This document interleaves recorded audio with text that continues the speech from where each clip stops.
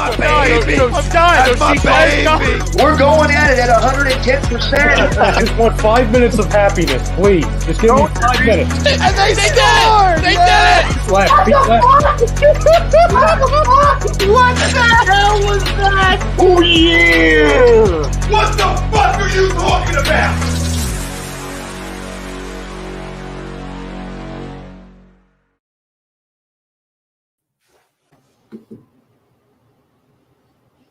Welcome to the weekly roundup, everybody. The A2D fam out there. Zach Burr, Stephen Reichel, Dan Bakley on the bottom. This is your new weekly roundup, I guess, right? I mean, it's crazy and all the shenanigans as usual. Just we got one more guy to add to the picture and add to the fun. Daniel, what's going on this morning tonight? Not much. Almost said this morning. It's not morning, but what's going on with you, brother? Not much. Looking forward to this game to see how they do with all the backups. Yeah, it is interesting. It is. The dynamics changed a lot in the past couple hours. Jalen Hurts out now. Gardner Minshew going to start. The Cowboys have all these players out. We've got a bunch of players out. I don't really know what to expect tonight. Could be a sloppy football game. Could be ugly. Worry Dak might light us up a little bit, but don't say that. Don't say that. Eagles Cowboys. Eagles Cowboys. You can't ever complain, right? The rivalry is you're never going to disappoint when you got an Eagles Cowboys game. And speaking of not disappointing, Steven, Alan Foy at eXp Realty will never disappoint you. If you're looking to buy or sell a home, looking for a change in career or brokerage, you contact Alan Foy at eXp Realty LLC at 302-682-8820. You can visit him at alanfoy at exprealty.com. Steven, we're the best in the business. He's the best in the business at what he does. Steven, you looking forward to? I'm looking forward to tonight. And what do you think? What are your thoughts? You got the Eagles, with all out a lot of their guys. You got the line, Lane Johnson out. What's your thoughts? With all this last minute moving and shaking, it's definitely favoring towards Dallas. And speaking of which, let's bring our first guest on for this evening. Cowboys content creator, Mr. Mike Crum is joining us from over there on the West Coast. Thanks for hopping on here tonight with us, Mike. How you doing? No sweat, man. I'm doing well. How are you? I feel like I've lived on StreamYard. I swear to God, I've done like 9 hours of podcasts in the last day. So it's been really crazy for a game that like nobody wants anybody to play. I don't want anybody to play. You guys don't want anybody to play. We just want to get to the damn playoffs. But I've been on StreamYard and Zoom a lot lately. Yeah, it's that time of the year, crunch time, playoff time. We got to start talking about playoff scenarios. Who's your guys' favorite? Super Bowl contenders coming into these playoffs. What are you guys looking to get out of this game this week? Obviously, no matter what, even if X, Y, and Z isn't playing for regardless of size, it is a day where you can look at the other guys on your roster and see if you have anything there moving forward, etc. Things of that nature. So there are interesting aspects going into things this week. Obviously, AB's given us a lot to talk about this week with his current debacle shenanigans. However you want to take it, there's a lot of stuff to talk about when we're talking about pro football this week. That's for sure. Yeah, it's been a crazy week. I try to get out of writing for this game. I try to tell my boss, this can't write. Like nobody's really planning it, and I'm gonna have to do my article after this one. And he was like, you should probably still do it. I was like, son of a gun. But yeah, there's things that we'll talk about. As Zach was alluding to, Dak could go off here and break and break Aikman's record. There's a lot of things. Devontae Smith is closing in on Deshaun Jackson's rookie record here in Philadelphia as well. Jason Kelsey's last game as an Eagle in Lincoln Financial Field, possibly. Nick Sirianni starting to get some leadway with some potential Coach of the Year votes. There's some things to talk about in pro football right now. Philadelphia side. And how does this affect? I know some people want to take it off, considering for all intents and purposes the players are taking it off, right? Please don't say Dak and break. Just don't. I don't even care the rest of it. Wait. That's the only. You don't want to see that? What's about that when we just had to endure what happened with Carson Wentz post his injury? You really want to go there with us? Dude, I just don't want it. I want y'all to go in healthy. I want us to go in healthy. Just get through this game healthy, and that's a win. Now, I do want to get your take on something outside looking in real fast. Before I know you're going to get right into it, Zach. But I want to get his one question, then we'll circle around. So before this game kicks off here in a few minutes, obviously, there was a lot of controversy coming in this season. Trading Carson Wentz away. Bringing Jalen Hurts here, a handful of us right here on this panel, we're very, very harsh on Jalen Hurts this season. Still are, want to see more improvements in him throwing the ball. I'm starting to get some people are sitting there saying that this season for Jalen Hurts is a lot like Dak-esque in his rookie season. Trying to figure out who he is as a quarterback in the system with his team, things of that nature. Do you feel that's a fair comparison, and do you think that some of the Philadelphia fans and media need to lay off him a little bit and give him another season before you throw the book at him? I'm going to say this before I start. This doesn't have to do with an Eagle thing. I was not a Jalen Hurts guy coming into the draft. Neither were we. Draft stuff. Neither were we. I will say I don't believe Jalen Hurts has played as well as Dak did in his rookie year. Dak won Rookie of the Year. But Dak also had one of the great O-lines of all time. He had Dez, he had Witten, he had Cole Beasley. Like, he had a little bit more to work with. But watching both of them, I'll do the fan thing, right? I'll do the Cowboys fan thing. I would like you guys to sign Jalen Hurts long term. I don't want you guys going for a rookie quarterback. I get him next year. He's played well enough to get a game next year, to get a year next year. But I think Dak's been not great the last half of the season. But we can all admit, even as Eagles fans, the first up to New England game, Dak was really, really good, right? I don't think Jalen Hurts could ever play to that level.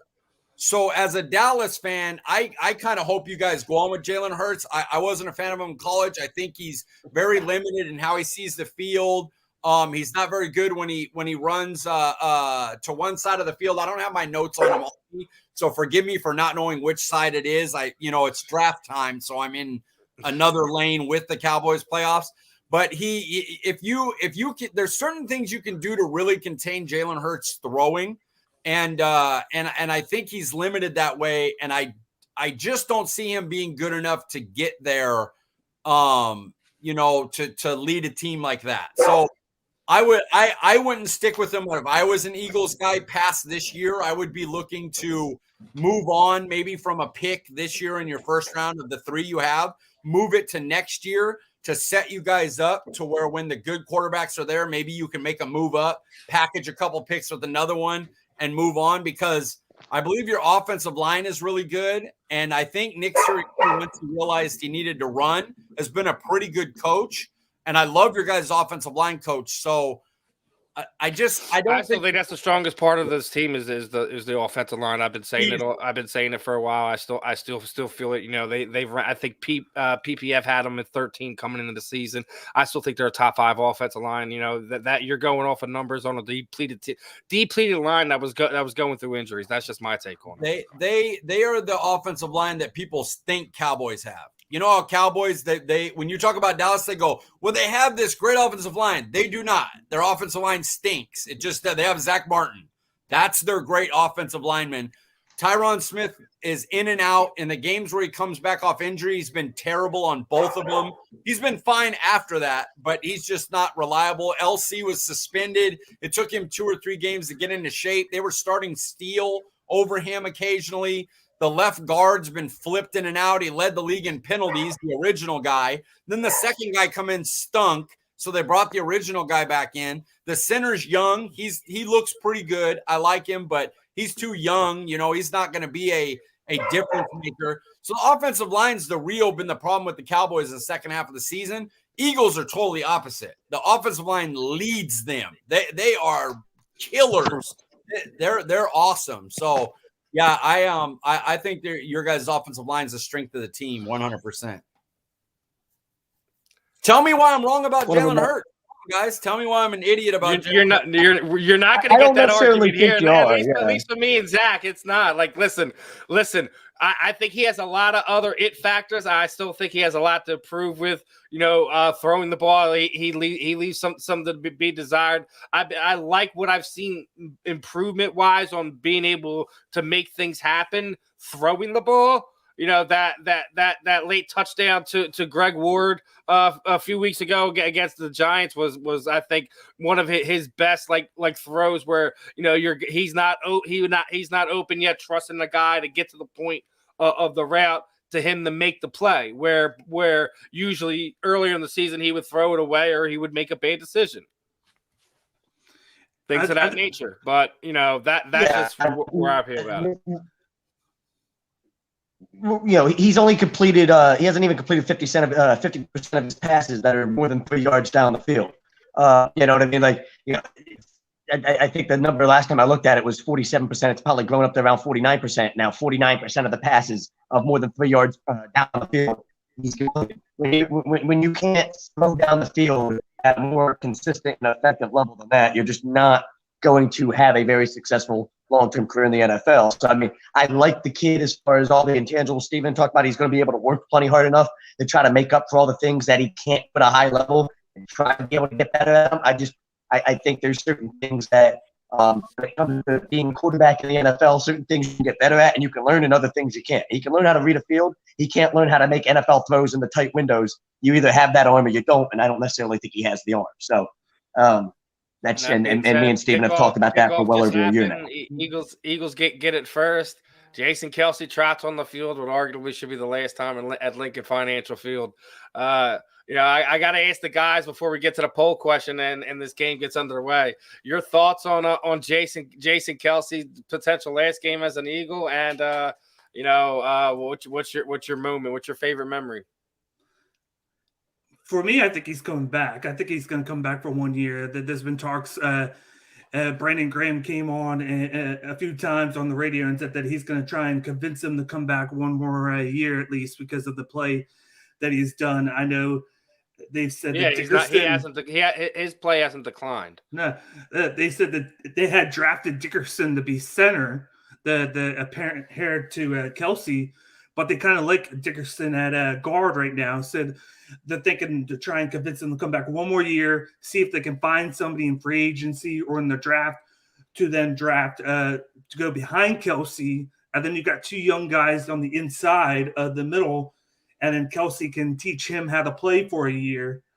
And then I just want to go back to the Hurts thing. I think it depends on next year because he did, even though what he's done this year, I see this year as his rookie year where he had a lot to grow from. Of course, when you look at Dak, his rookie year as well, they both did a lot of running.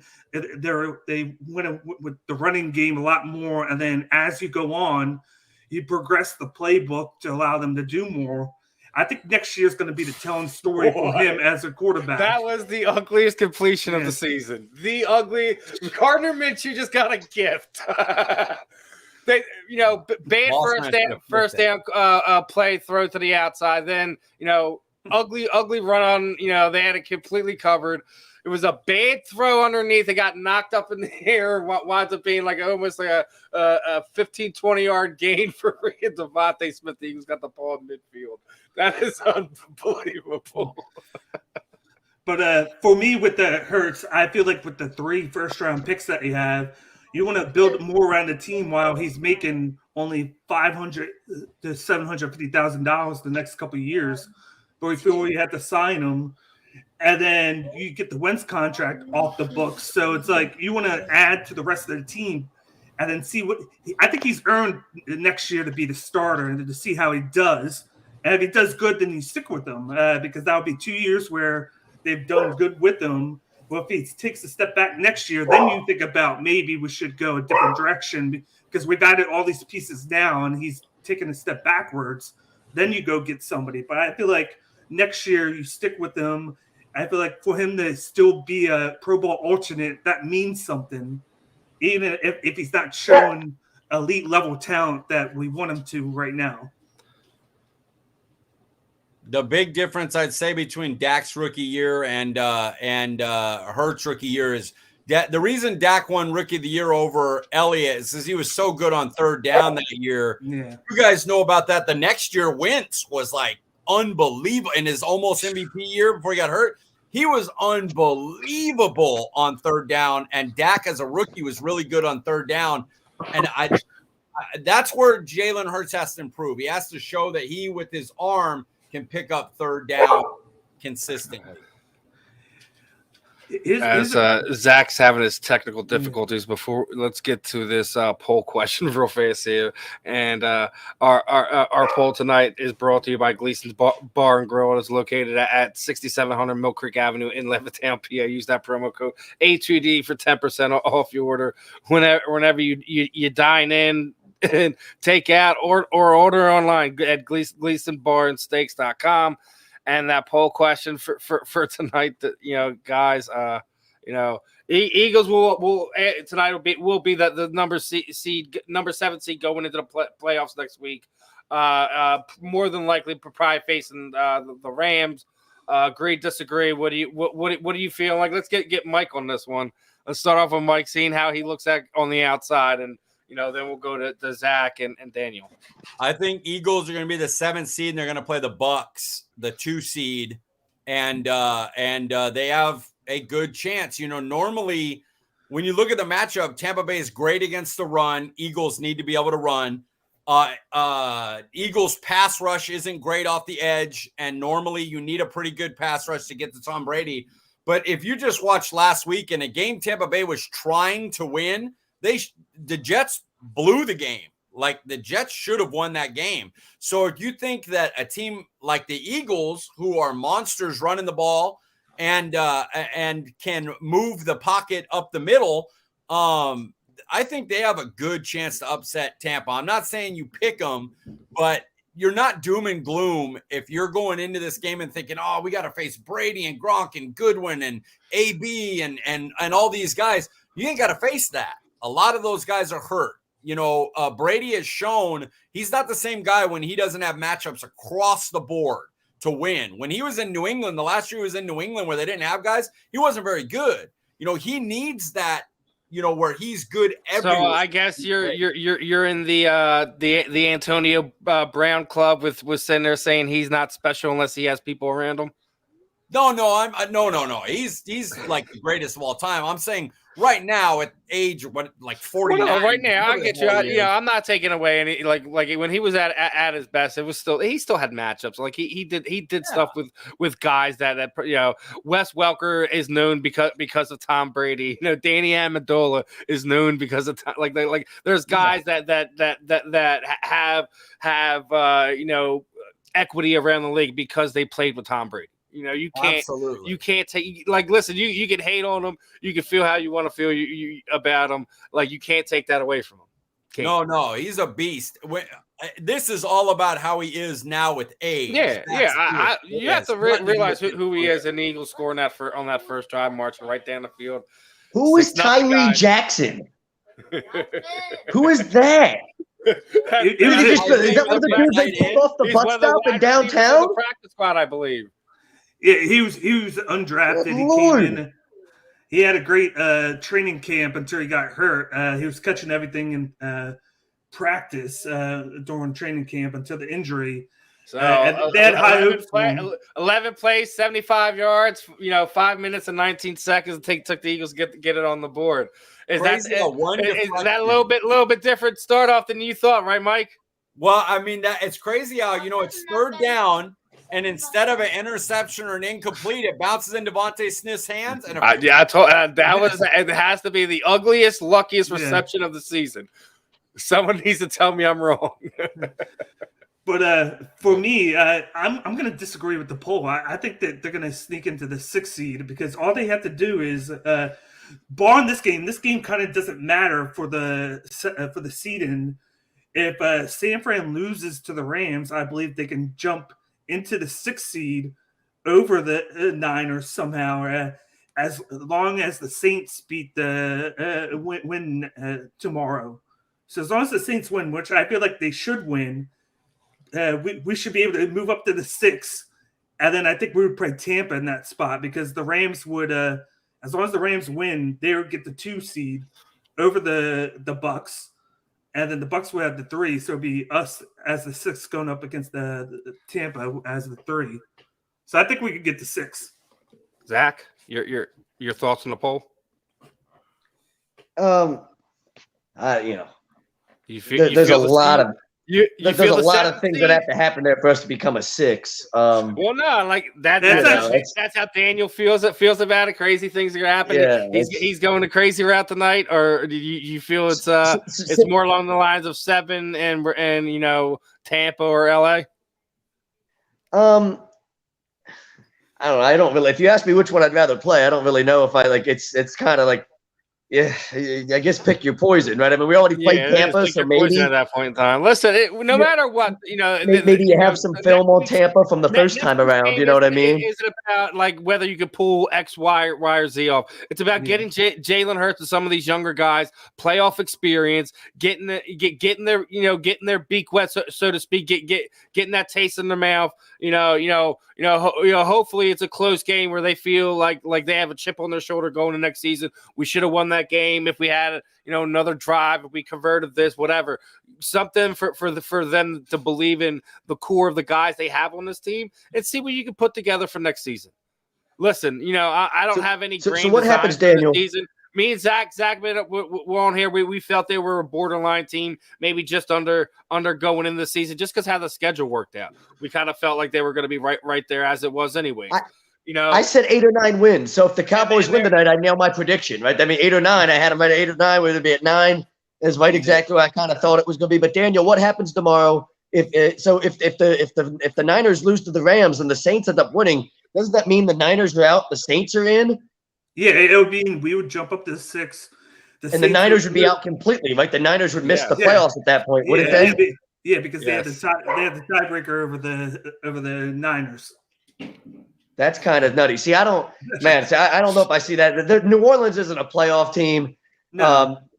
I just don't see that. San Fran will find a way to do what they got to do. I kind of like them to beat the Rams outright tomorrow, just to make sure they do what they got to do and take care of business to get in. But that'd be a nutty scenario. I'd rather play the Rams rather than the Tampa with how Stafford's playing. What was it? 7 turnovers in the past 2-3 games.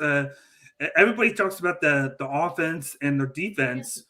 Their offensive line is playing bad right now. Like they get defenses get to Matthew Stafford very quickly, and they force them to make errant throws, quick passes, and cause them to make mistakes. And that's kind of that's a Brett Favre in them. Yeah, that's the kind of guy you want to face in the playoffs. At least you're not going up against Tom Brady, where he comes in the playoffs and he just hits another level and he's elite. At that point, Stafford hasn't done much in the playoffs, so you have a better chance of rattling him in a wild card game. Oh boy! First penalty for the game.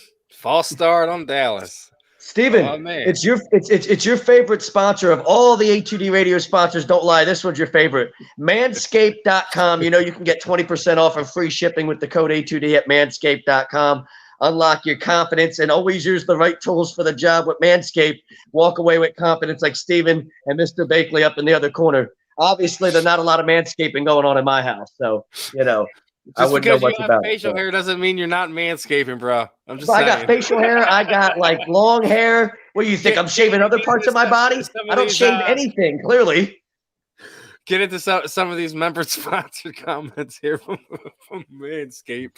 Appreciate the love, Wayne. Obviously, let's hope it's entertaining and injury free on both sides. I don't want to see an extra game added to the season and you wind up having to lose anyone.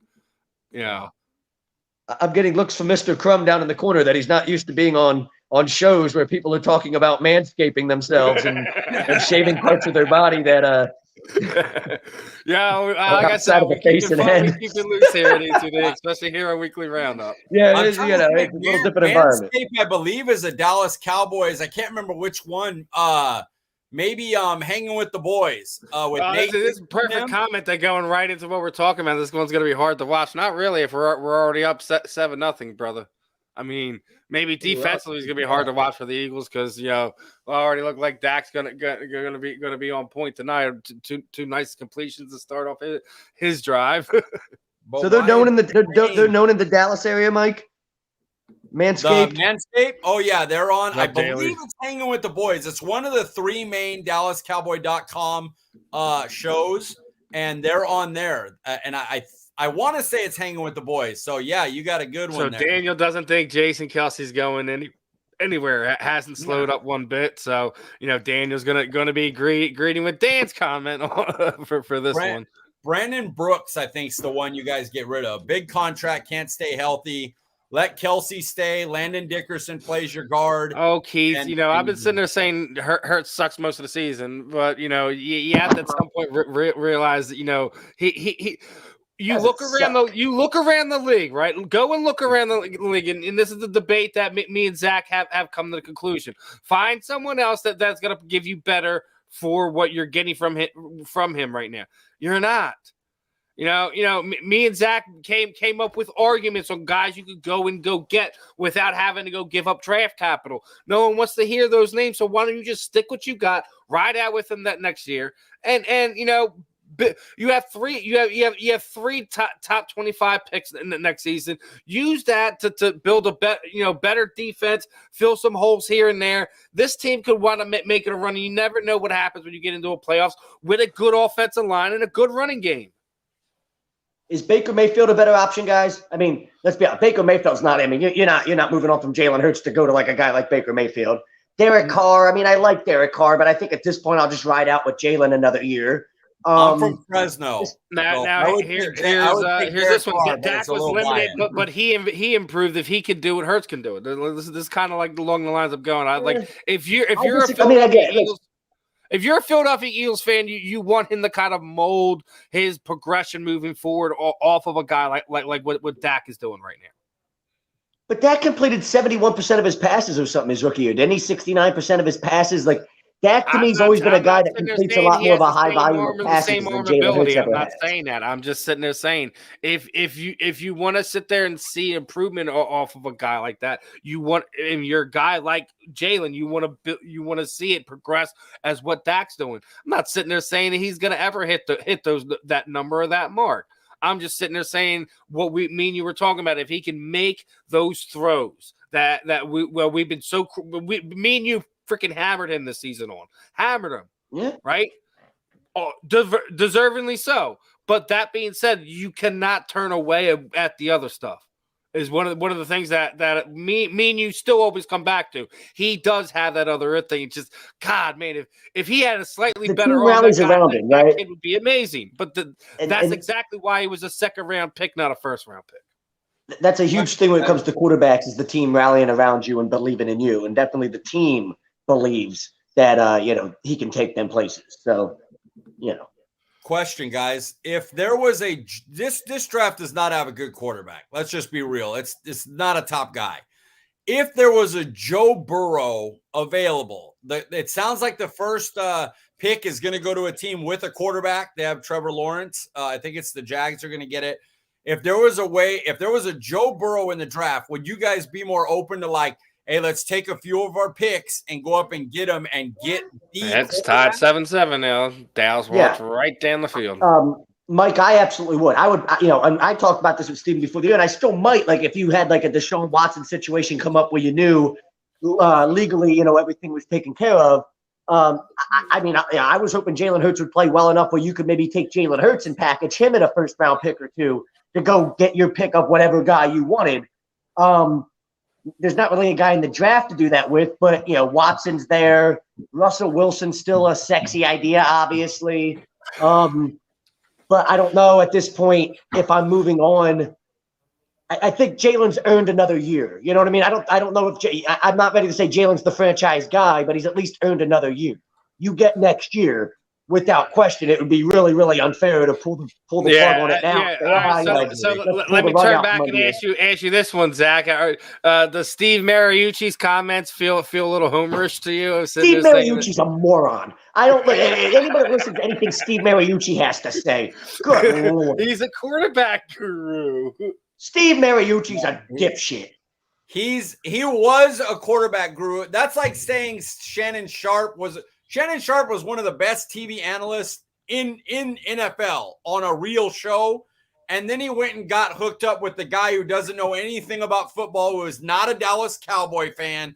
Don't let him fool you. He's not a Dallas Cowboys fan. He doesn't know shit. You don't like Skip? That's the guy. No, he's not a Cowboys fan. He's oh, you don't like Skip? That's a surprise. He's terrible. He has no idea what he's talking about. He doesn't know how to analyze games. What he does is he takes one side of I hate this guy, and the other guy takes one side of I like this guy, and he turns Shannon Sharp from legitimately one of the best. Here's what's going on a play. Let me break it down to you. To I don't like Dak Prescott. Oh, who'd he beat? What, did he win the game? Oh, did he win? Like QB's stats, wins or a QB. I don't like Skip at all. I have a tweet from him from back in the day that I have saved for years where he's like, look, I'm not a Cowboys fan. I just think this team's really good, so I'm picking them. I have that tweet saved. I've had it for 5, 6, 7 years or something. Back when he first started at ESPN, he's not a Dallas fan. He plays a character on television, just like Steve Mariucci does now. They are comedy sitcoms, and they're based on sports debate. And it's a comedy show, and it's scripted. And one guy takes the, I love Michael Jordan. I love Tom Brady. I hate, Aaron Rodgers. I hate this guy. I hate LeBron James. I love Dak Prescott. I hate Dak Prescott. And it's a skit comedy show, and Stephen A. does it, and Steve Mariucci does it, and Skip Bayless and Shannon do it. And it's fake. It's not real. You want real stuff, I would rather have you come on and have Cowboy fans listen to you guys talk about Cowboys over listening to Skip Bayless, fake ass, not a real fan, doesn't know shit about football. Period. I can't disagree with that. I love it. That's the best rant we've had on A2D in a long time. Give Tom a run for his money. Where's Tom at? Tom's going to be unhappy. Got a new rant king around here. Now, I want to get your opinion on this now. That drive there was kind of perfect for Dallas because they need to get Cedric Wilson involved in the offense. He had 3 or 4 looks. He got the touchdown. Is that something you want to see for the rest of the game because of the injury to Michael Gallup? Because you kind of have to fill the hole there. And with him doing that, it kind of allows them to spread the ball and not have to force it to the outside because he plays that slot pretty decently. And then going into the playoffs, you want him to have the reps. And going in, is that something you want to see more of the rest of this game? Yeah, fam. I want to hear some game predictions since we're into the nuts and bolts of this now. About a good 10 minutes into the game, it's 7-7. They've all had each of a chance to punch each other in the mouth, so to speak. How you guys feeling about tonight? You still feel it's an Eagles loss, it's an Eagles win? Meaningless game. You got backups on all sides. What are your predictions for tonight, guys? Get Dak out. That's all I care. lose 57-7. Dak did his job. Get him out. If he's healthy, I'm happy. It's a win if Dak gets out of the game healthy. Cowboys win the game. So I don't care about the score. Get Dak out now.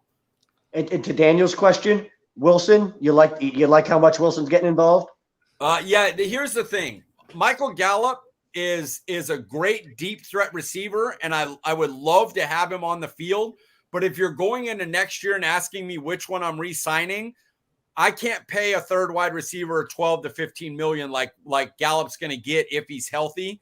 I would rather give Cedric Wilson 5 to 6 million. He's a punt returner. He's an old quarterback that we do trick plays.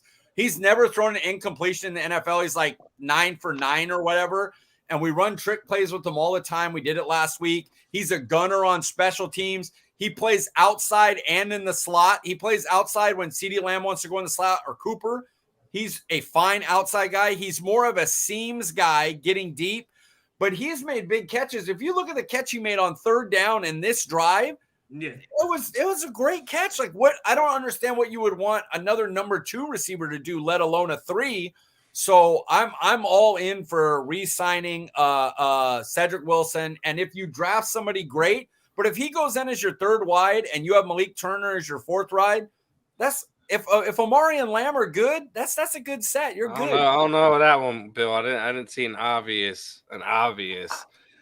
I don't know if it was obvious, but it did look like he hit him with the edge spear. He went like Bill Goldberg, like edge, like the old Gore from back in the day. Rhino used to do an ECW. I mean, it was pretty aggressive. Don't get us into wrestling now. We'll get going. I'm a wrestling guy. Hey, listen, we got all kinds of wrestling heads. We got a few of them here. Yeah, there's a few of them here at ATV. You can come back with Andy and the boys next week and chuck it up with them. I'll get on for some wrestling. What, like Texas Terry Funk returning punts? You really want to go with us about returning punts because we had to deal with Jalen Reagor all season, who thinks that going sideline to sideline is a good idea.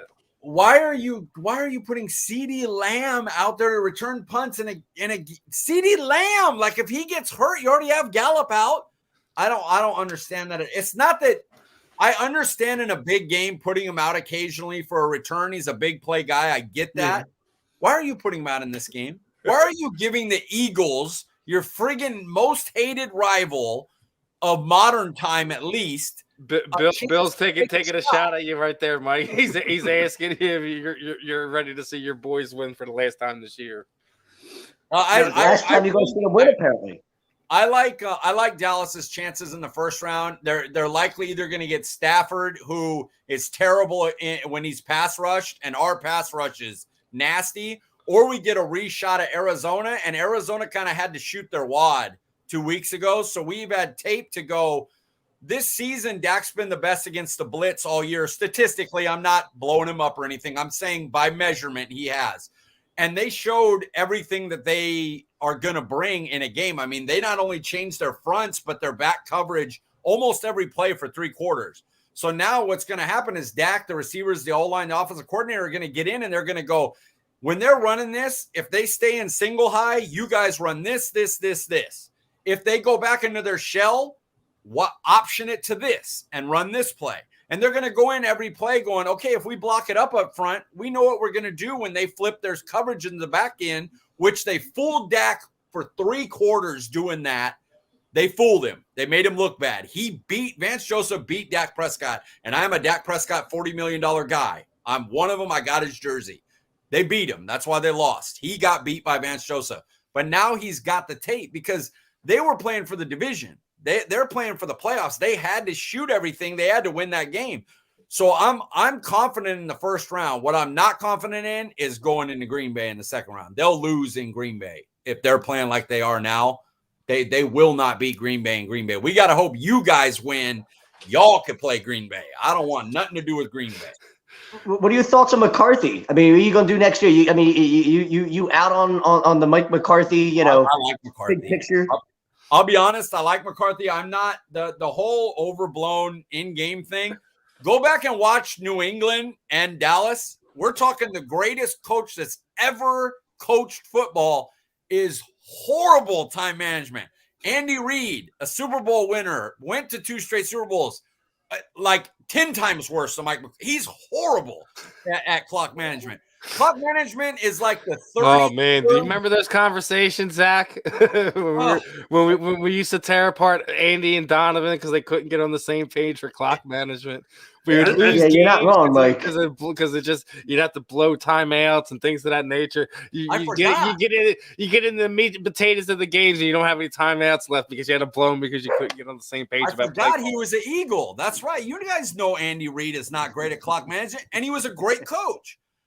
33rd billionth thing on my thing for head coach is how could you cost your team a game? Sure. Do you want him to not do it in the playoffs and stuff? Absolutely. Is that the make or break for me? That's way down the list is when he uses his stupid timeouts or if he costs the team a chance to get 3 points before half. That's like the millionth thing down the line. So I'm a McCarthy guy. He's nothing great, but I had to live with Jason Garrett for 10 years when I knew he sucked after 4. And I had to live with him with stupid clapping on the sidelines like a friggin' moron. Oh man, we used to love that. Remember? I think the one thing that Bill Belichick did great when he was doing time management was he would always kick the ball off in the beginning.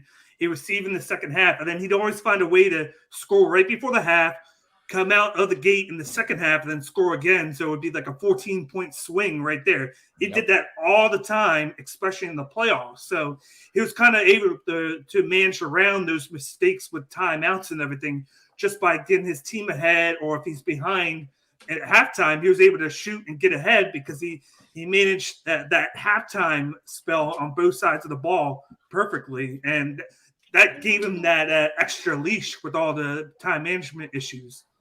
Yep, I agree 100%. He was kind of the one that invented that of always kick, always defer to the second half.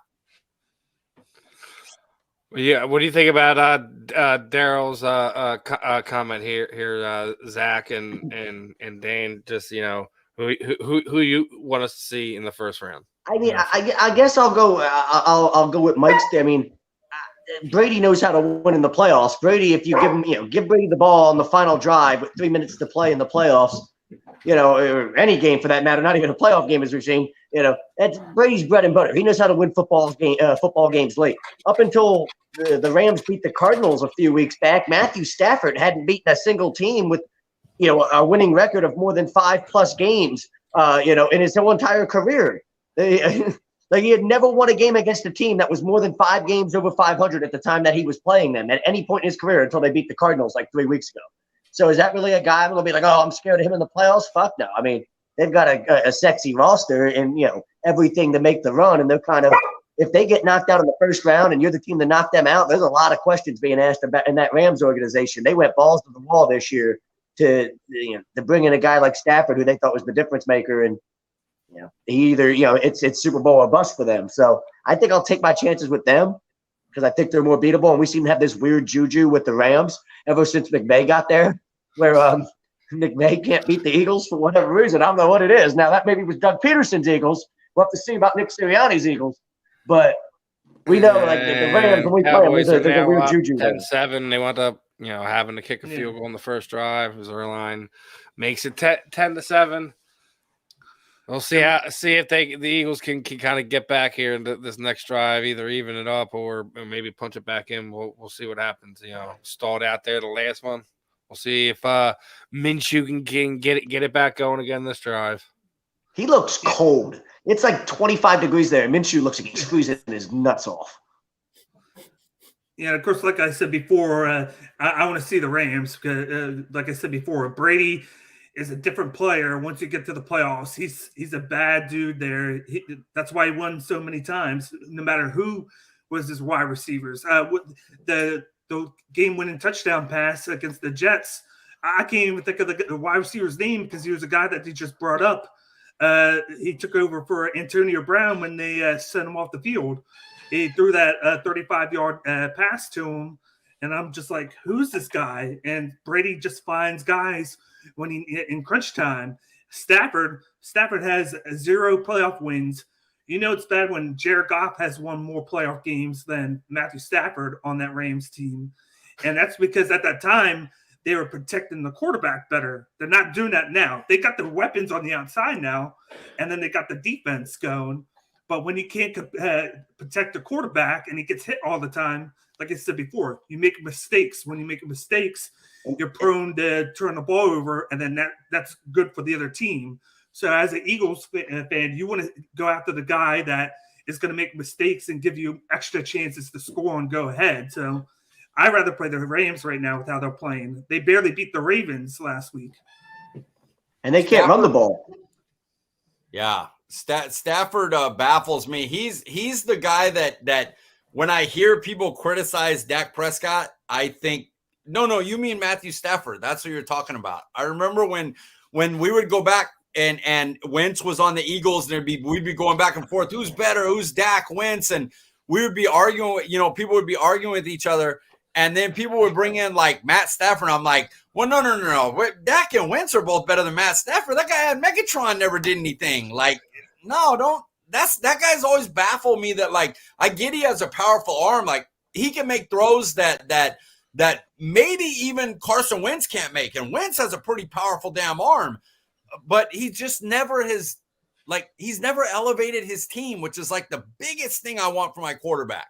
I never felt like he's led a team. Like, he's been like, all right, we're going to get this one for Matthew Stafford. I never felt like he was like that. And it doesn't feel like it on the Rams either. Like, they should be better than what they are, in my opinion. I don't know. I'm not a Stafford guy. Is he like a wannabe Brett Favre? Like, I feel like the way he plays the game has always been very Favre-ish, but like Favre's teammates used to love him. Like, Favre's teammates would go running the oncoming traffic for him. I don't feel like Stafford has the same love with his teammates, but there's a lot of Brett Favre to his game and the way he plays. It's like he walks in and tells everyone, I'm Brett Favre, guys. And the teammates are like, you're not, though. Like, you're all right, but you're not Brett Favre, right? But it feels like he's sitting there going, I'm Brett Favre, man. I'll make all these throws and do this and that. And they're like, well, you throw the picks, but you don't really, you're not leading anybody to the Super Bowls, So, yeah, I want to be Brett Favre makes a lot of sense. Oh, good catch. Ooh, Smith went up and got that. That's the record right there. That should be 13 yards. That should do it. That should got him the Eagles rookie record. Yeah, I think if that's more than 13 yards, yeah. That's 13 yards. Right. It looks like it. Looks like about 12, 13 yards. Get it? 12 and a half? He got it with that. I think he got it. They're prepared to go into the season, the Rams, with the running game of Akers, Sonu Michel, and then Henderson, and then Akers got hurt, so they became more of a passer-heavy team again. They were content with bringing Stafford in, running the ball maybe 60-40, and then just have Stafford make the plays when he needed to. Akers goes down early and kind of switched the playbook up for him. That's why you've seen Cooper Kupp have his big season. If he didn't have it then he has it now. Yeah, and I feel like one chance they have is if Akers can come back, because they said he's going to be ready for the playoffs. They designated him to come back from the IR, and he's looking good in practice. But for the Rams to do good in the playoffs, they're going to have to run the ball a lot and then take the ball out of the hands of Stafford as much as possible so he doesn't make as many mistakes. I think that's the recipe for success in LA. Yep. Yeah, I think LA is going to try to, a lot of things they're going to try to work the Cooper Kupp. Look, he's already on the sideline with his coat on. That's it. He was there to play to get his record tonight. Now, here's the other side of that. Do we asterisk this because of the extra game? Who cares? That's all a bunch of nonsense at this point. The NFL decided this is what they're doing. They're going to have an extra game. I mean, records, at some point, if this is going to be a permanent thing with this many games in a season, that's just the way it's going to go. And you're going to have to start judging records off of 17 games as opposed to 16, just like when we made the switch from 12 to 16 or whatever. They used to play 12 NFL games way back in the day, right? Yep. Yeah, they were making a big deal about the. They were making a big deal about the third down catch for Kenny Gainwell to keep the sticks moving. That should do the end of the first quarter. It's 10-7. I don't know. The Minshew Eagles are hanging around. They don't look like they're backing down any. Mike, you changing around on your pick for tonight? Do you think you're still going to walk all over our boys? What's up? How you feeling? I honestly didn't even pick the game. I just don't care. I just don't want them to play Dak Prescott. If Dak Prescott's healthy, the Cowboys won. I don't care what the score says. Just leave Dak Prescott healthy, and that's all that matters. I apologize, guys, but at the end of the I think it's about that time, Mike. What I typically do is kind of throw out. I was getting ready to let you go because I was seeing we were up against it, but what I typically do is kind of throw the proverbial microphone over you, man. Anyone you would like to thank, shoot at your social sites, let people know where to, what you're doing, outside of the sports world, things of that nature. The time is yours, my friend. All right, so check it out. You can find me at CD Piglet. That's nice and easy. Letter C, letter D, Piglet. It has nothing to do with the wide receiver. I had CD way before him 35 years ago. I have Cowboys Wire. I write about the games, but upcoming, I know you Eagles fans that are watching are not going to care about writings about the Cowboys games, but I also work the draft. And so you'll see me on there writing up player profiles on the draft upcoming. And you guys could be drafting one of those guys, or one of your division rivals can. So even if you can't stand Dallas and you don't want to listen to the ATB Cowboys pod, which I'm on, and you don't want to read the writings about Dallas games, we both do draft things. And so if you want to watch them just purposely for draft, you're welcome to. Please come on. I'd love to hear your comments and everything. Although I hope you guys pick all the wrong players and are horrible. and I wish nothing but the same for you, my friend. Of course. All right, and one last party one. I had to let you know about this. Our owner Tom always does Crumb of the Week. Your last name is Crum. I was already asking, were you on because you're the Crumb of the Week this week? I had to throw it in there. Love you, Mike. Appreciate your time tonight. Fly Eagles, fly, and fuck your Cowboys, brother. I love you. Hey, go Eagles in the first round. I don't want to play Green Bay. All right, brother. You have a good one, Mike. All right, everyone. That was Dallas Cowboys content creator Mike Crum. It was definitely some fun. Most of this first hour with that. Obviously, big ups to Devontae's back in the game, Steven. So that didn't last long. Hey, listen. When you're doing it like this, I guess you're doing it for a reason. Well, I mean, how many guys do they have to play receiver? They probably can't take him out. Who else can they play receiver on the roster? Like, what is Kenny Gainwell going to play outside the rest of the game? Is Greg Ward's arms or legs broken? What happened? No. Greg Ward. I gotta pull this one up here for you, Zach.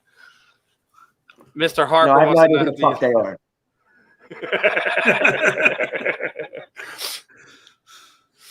I think both. William had to throw it out there. I like Cowboys fans ever since 1996. I think both teams will start taking people out at halftime. I think that's when you'll see a lot of people out. Oh, Jesus.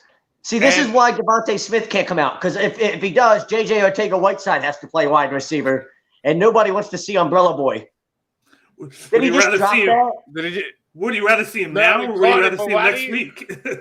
What the kind of catches that you caught it and fell face first like that? Hey, I'll take this punishment for an hour rather than see him next week. I want to see Devontae Smith next Bunny, week. He Devontae broke Deshaun Jackson's rookie record for I think it's yardage. Yeah, yardage. Rookie receiving record for yards.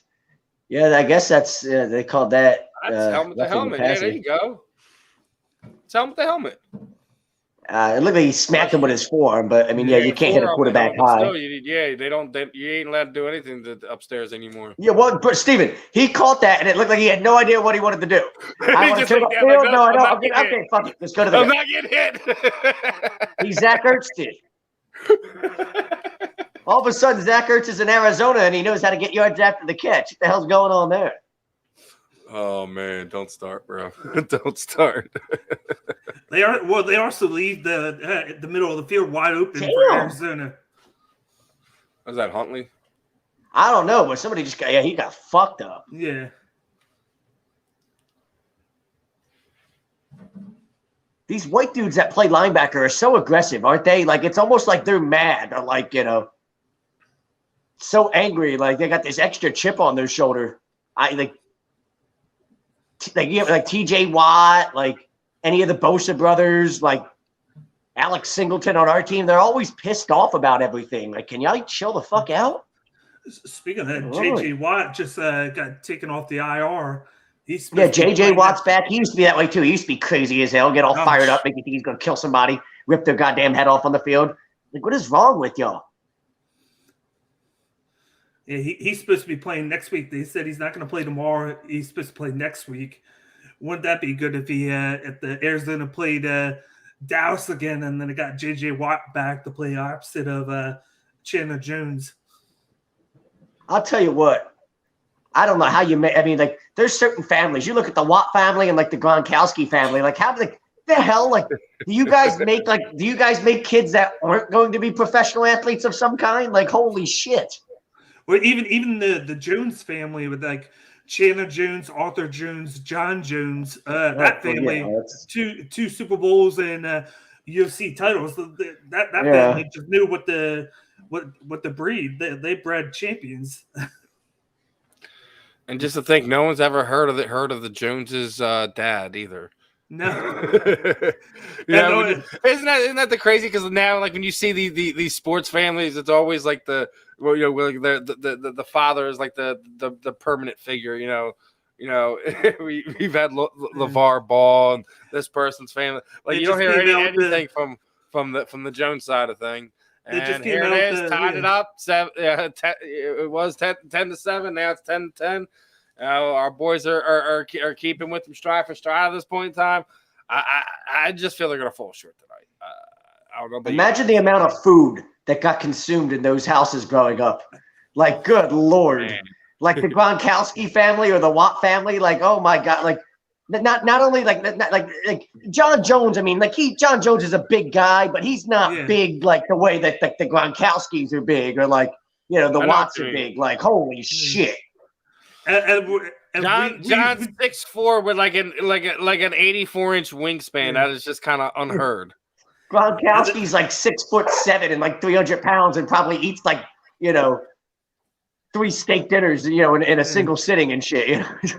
And then we tend to forget that there's a third Watt brother, Derek Watt, because he plays fullback. Yeah. And then he had his first carry in 2 years on Monday night. He was going back to this trying to. I think I figured they were a rock fan.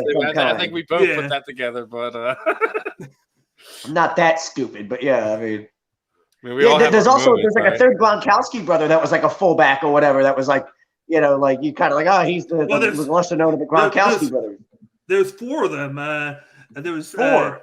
There's who was it? Rob, Chris, Dan, and I think Nick Gronkowski. They had a Gino one. Or something.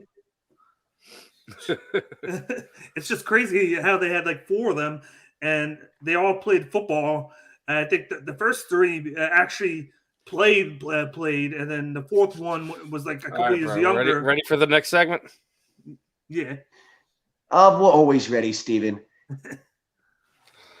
Wow. Serious issue, one of the biggest issues around the country, Steven. Addiction issues, mental health, things of that nature. Always something you want to take serious. And many of us in our families, obviously, we know a lot of people that deal with mental health and addiction issues of that kind. So we're happy here at A2D to be able to support the Counseling Center and Sunrise Detox. If you need help, please call 856-651-8117. Get the help that you need. That being said, well, let's hit it off with our next guest for tonight. The man, the myth, the legend, Mr. Mark Schultz is joining us. Really, let's welcome him to the A2D family tonight. Mark, how you feeling this afternoon, my friend? Good. Thanks for inviting me. It's definitely our pleasure. Not every day you get to kind of sit down with a guy of your resume, man. Olympic gold medalist. Obviously you're one of the OGs, not just in collegiate wrestling, but the combat sports world. You're pretty well known as well, my friend. Well, thank you. There's going to be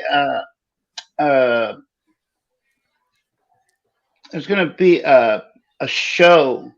Fight Lore is coming out with an episode on me. It's a UFC produced cartoon. Oh, so you linked up with the new management and stuff, and then they're getting ready to do a new segment on you. Right. You know what Fight Lore is? Yeah, it's one of their series, right?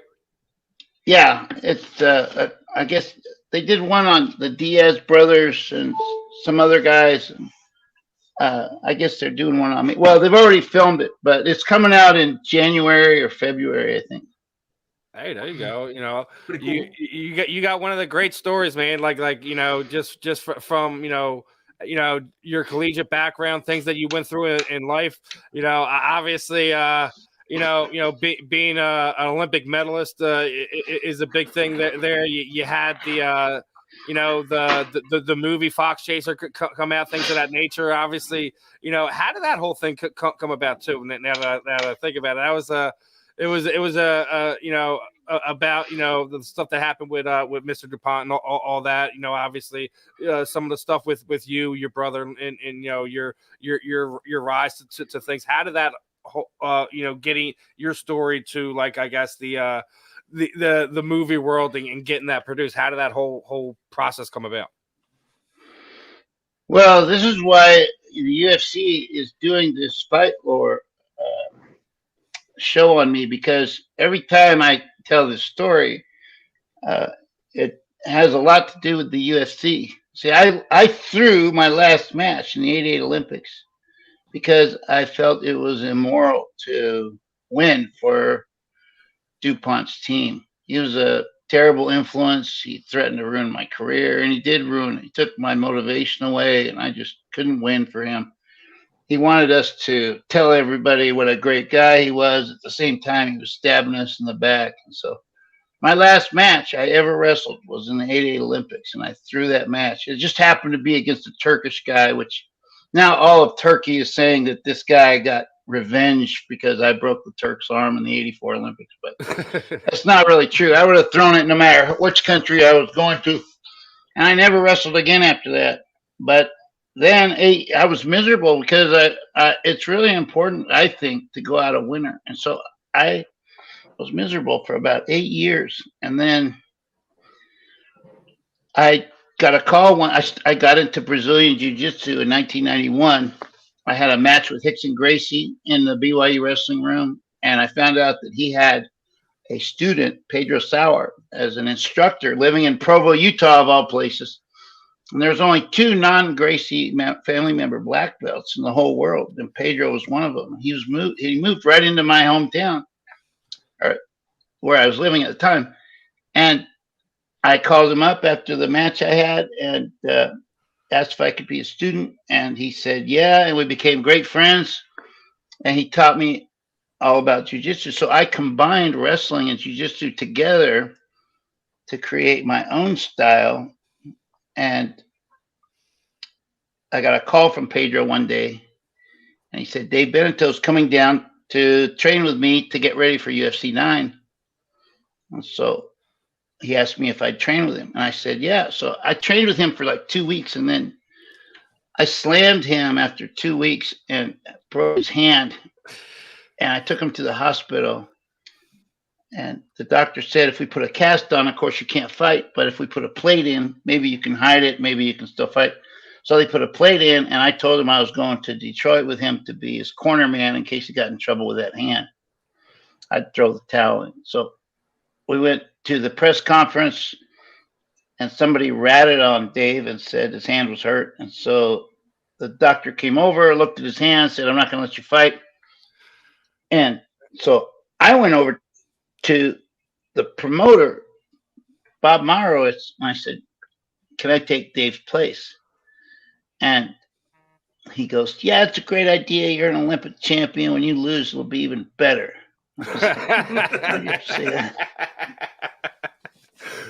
Oh, man. Little did he know. So instead of hitting him, I said, okay. And I said, give me the night to think about it. And we started negotiating the purse right there. I said, I want $50,000 to win or lose. He said, no way.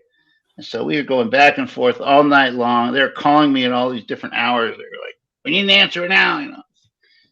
Finally, 10 in the morning, we came to an agreement that I would do it $50,000 to win, $25,000 to lose. And I came down there and I said, give me one more minute. And I went over to this corner and I started praying, and I felt like there was something behind me, like telling me I had to do it, like it was Jesus or my brother. My brother was killed 4 months right before this. And anyway, I felt like I had to do it, like I was being told I had to do it. And I got up, I turned around, I told Pedro I'm doing it. Pedro was in my corner, so was Dave Beneteau. And I went and got a cup, I got an AIDS test, a guy gave me a pair of size 10 wrestling shoes, which was really weird because I didn't bring any shoes, but he just happened to bring my size. So, yeah. And there was a third rule. There was only 2 rules: no biting, no eye gouging. But there was a third rule: if you wanted to wear shoes, you couldn't kick. And I decided to wear shoes because I needed traction for my style. And so 8 hours later, I'm in the octagon fighting, and I won, and I ended my career going out a winner in a more brutal form of hand-to-hand combat than wrestling. And I was so happy that I had all this energy, and I went home, and I thought, nobody knows what I did with my life. I'll at least tell my kids. So I sat down, I started typing, and I was like, I was born, I did this, I did this, I did this, I did this. And in 2 weeks, I had 60 pages. And I sent it around to some friends, and one of my wrestlers sent it to his brother, who was getting an MBA from Columbia, and he was in the same class as Tom Heller, the producer of Precious, which won the Academy Award for Best Picture. And they formed a company to sell my story to Hollywood. And they finally got this director to make the movie. And the movie was coming out, and the publishers weren't, I couldn't get somebody to publish my story. Even though there's a movie coming out about it based on this story, I couldn't get a publisher to publish it. And finally, I just went on to the internet, and I sent out this mass email to like every publishing company in the country. And one email, I just copied all these emails down of all these publishing companies. And one guy responded up in Oregon, coincidentally in Oregon, Portland, Oregon. And he said, I've got 5 companies that are going to publish your book. One of them's Penguin, the biggest publisher in the world. I was like, okay. So we went and got that done, and I gave him the story, and I sat down with a ghostwriter, and he rewrote it. And they were usually, it takes them like 6 or 18 months to get a book out, but they put mine on a fast track because the movie was coming out in 6 months, which was just kind of fortuitous because first they were going to release the movie, but the movie was terrible. When they came out the first time, it was terrible. Mark Ruffalo wasn't even in it. And it came out the second time, it was still terrible. But anyway, he was in it. And anyway, I don't like the movie at all. I think it sucks. It's boring. It's disrespectful. It's not accurate. It's just terrible. And the director, he's on record in the Washington Times. He said, my intention from the beginning was to demean and disrespect Mark Schultz. I was like, that mother. I went on Twitter and I threatened him. And the Los Angeles Times and the Hollywood Reporter and New York Times, they all rebroadcast my tweets, die. And so, and I just hate that movie so much. And so anyway, I guess that's kind of one of the reasons why you're happy you're doing this new segment with the UFC, kind of telling it from your side of it, right? Well, the book is true. I've already told my side. The book is 100% accurate. The movie is 100% BS. And so anyway, they published the book, and it came out 4 days after the movie came out, which was great. And I didn't want to name it Foxcatcher because I hate that name, but the publishers wanted to take advantage of the publicity around the movie, so they named it Foxcatcher. And I got into a big fight with the director over the name. You can't use that name. I'm like, take it up with Penguin. You want to fight with him? Go ahead. So anyway, it came out 4 days after the movie came out, and it was a New York Times bestseller. It's an Amazon editor's pick. It's the best-selling amateur wrestling book on Amazon. And that's how the story got out. What was the question? I think you've answered it. I think you've answered it, elaborated on it, and put that one to bed, my friend. Daniel, I know you got a couple minutes to hop in, brother. Yeah, I just wanted to pick your brain a little bit. I was kind of fascinated looking into you, reading about how, like, in high school, your senior year, you didn't win any tournaments at all going into the playoffs, and then all of a sudden it just clicked, and then you started winning every tournament from there on out. Is there something that you changed up going into the playoffs to where it just clicked for you? I started wrestling as a junior in high school, which is very late. And I was a gymnast. I was a Northern California State gymnastics champion for my age group. It was a sophomore, 123-pound sophomore. I started wrestling at 130 pounds at Ashland High School the next year as a junior. And I wasn't very good. My record was 4 wins and 6 losses. And the coach kicked me off the team because I wasn't good enough to win. And he thought the second string guy would win more. So he kicks me off the varsity, replaces me with a second string guy. I go to the principal and I said, hey, this coach created a challenge match system to make the varsity, and I made the varsity under his system. And now he kicks me off. That's not fair. And the principal forced the coach to put me back on varsity. But because I went to the principal, it destroyed the relationship between me and the coach, and I could never wrestle for him again. So I transferred back to Palo Alto, lived with my dad, and started wrestling for Palo Alto High School. And I grew 30 pounds over the summer. So I went from a 130-pound junior to a 159-pound senior. And I went to 2 tournaments that year as a senior, the Alisal, which I didn't even win a match, and then the Monte Vista, which I took 3rd. That was the only tournaments I had under my belt prior to the state qualifiers at the end of the year. But I knew I was good. I knew I was better than I was competing because there was a guy on my team named Jeff Newman, and he beat Joe Guillory, who was the Central Coast Section champion, which was over 90 schools at my weight. And he was a champion over 90 schools. So even though I wasn't winning competition, I knew I was good enough to win if I could just put it together, when the time came and, not choke.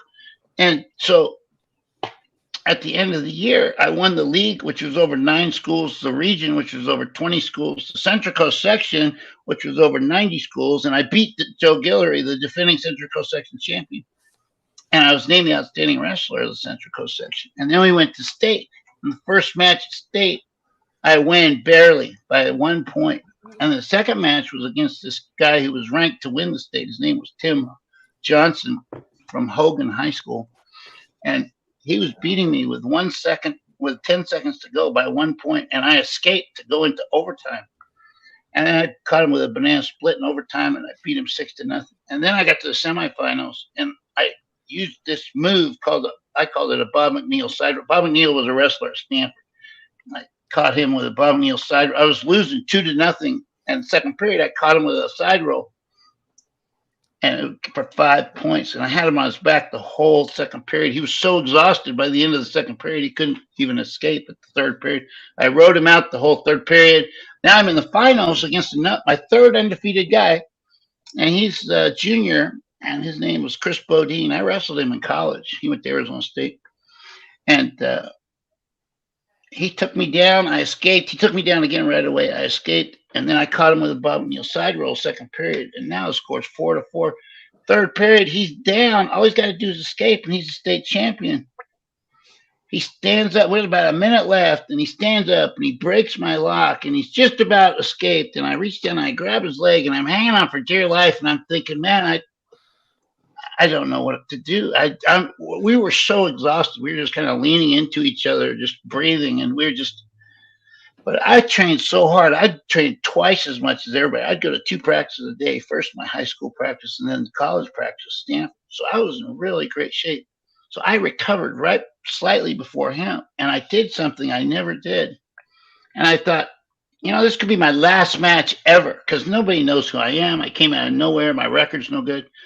And so I didn't know what I was going to do. Probably join the Marines and go, some country and meet new and interesting people and kill them. So I lifted him up. I did something I never did before. I did a back suplex with a single leg, and miracle upon miracles, he lands on his back. I slap in a half Nelson and cradle him for 3. I win the state. And so, gymnastics helped me a lot. I recommend all parents get their kids into at least 2 years of gymnastics before they get into any other sport, because gymnastics is a very complicated, it's a very risky sport. they're the best athletes in the world. They can do anything. They can do breakdancing. They can do parkour better than the breakdancers and the parkour guys. I mean, they can do anything. And so I would recommend that. But the gymnastics is 90% technique and like 10% conditioning. Wrestling is like 90% conditioning and 10% technique. So, but it did help me because I could do things nobody else could do. I could do splits. I could do all kinds of, flips and tricks, and spins. I never got dizzy either. Like we go out of bounds on a flurry, I'd always come back, never dizzy. Gymnasts never get dizzy. So anyway, I could do like 2.5 twisting, 1.5 backs off a 3-meter board.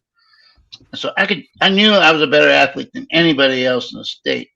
So that helped me a lot. That helped my confidence a lot, knowing that I was a superior athlete as far as my ability to do a multitude of a variation of moves and techniques. So, and plus I wrote my own rest technique book, which helped me a lot because I when you write your own book, you can memorize it a lot easier than you can memorize some textbook. And also I learned this great concept of overcoming fear as from Jiddu Krishnamurti. Do you ever heard of him? No.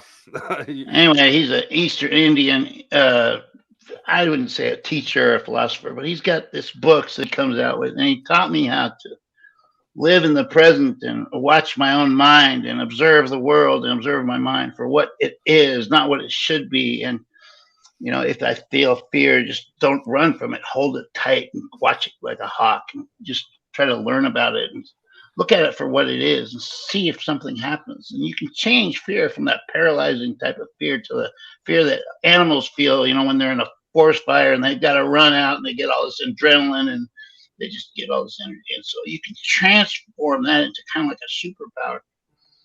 Anyway, that's the combination of all those things is what I did to win the state. Now, right after that, the whole states, is that when you started getting any interest in UCLA? Because I know you spent your first year at UCLA before you transferred to Oklahoma. That's right. I thought my brother was going to Oklahoma State, and I just happened to be born into the family of the greatest high school wrestler in history, Dave Schultz. And he's at Oklahoma State. He's the #1 recruit in the country. Dave was so good. When he was a senior in high school, he pinned the 2-time NCAA champion and the NCAA outstanding wrestler in the Great Plains. And he beat Joe Tice, the World Cup champion in the Great Plains, which qualified him to the Russian National Championships called Tbilisi. He was in Georgia, Tbilisi, Georgia. And he took a silver medal, which was better than anybody on the U.S. team. And he comes back. He wins the state at the weight above his normal weight. He was going to go his 159, my weight, but he didn't weigh in because he was over in Russia wrestling. So the coaches petitioned to have him into the state tournament, but they said you got to go up a weight because you didn't weigh in. So he wrestled at 170 and he pinned everybody except for the guy in the finals. He beat 12-1. And he's so much smaller. He doesn't even look like a wrestler. It's really funny to watch him because he just looks like an average guy, and he turns into, the devil incarnate when he gets on the mat.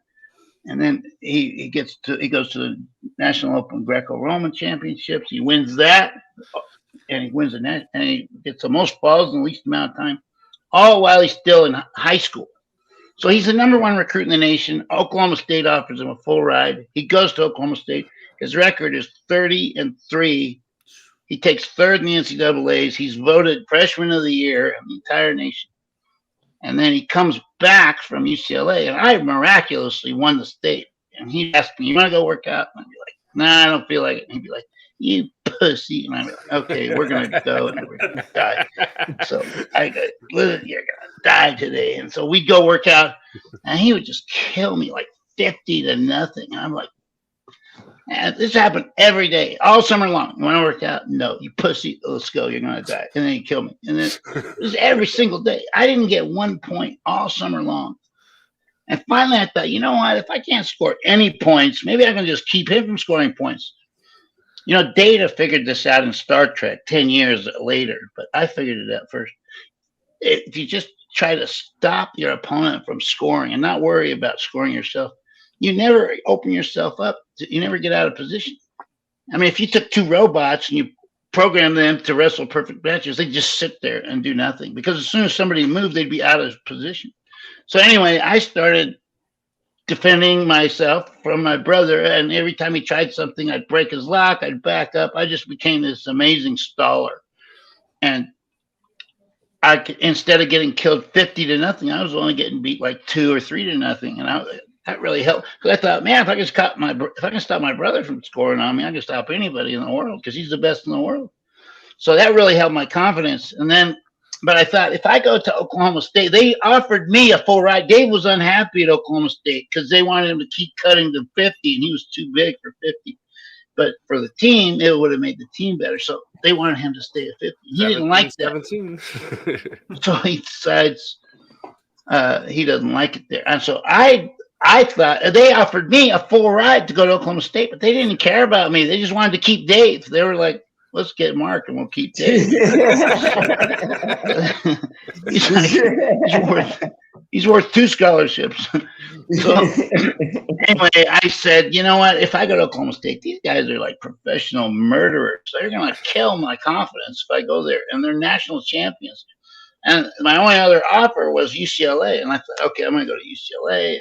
So I did. And it was great. You know, the beach was right there. The girls are walking around in bikinis. They're sunny every day. There's movie stars everywhere walking around.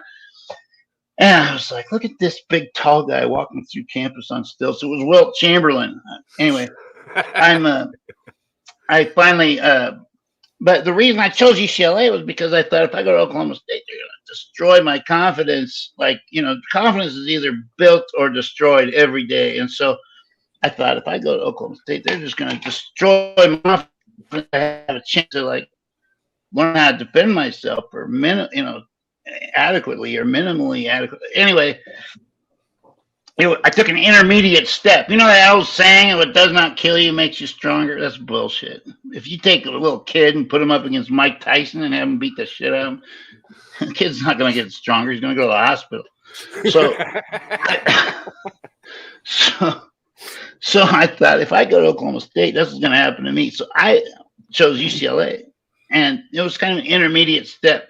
And it was a great place to have a freshman year, but they didn't care about wrestling. It was a rinky-dink program. There was no funding.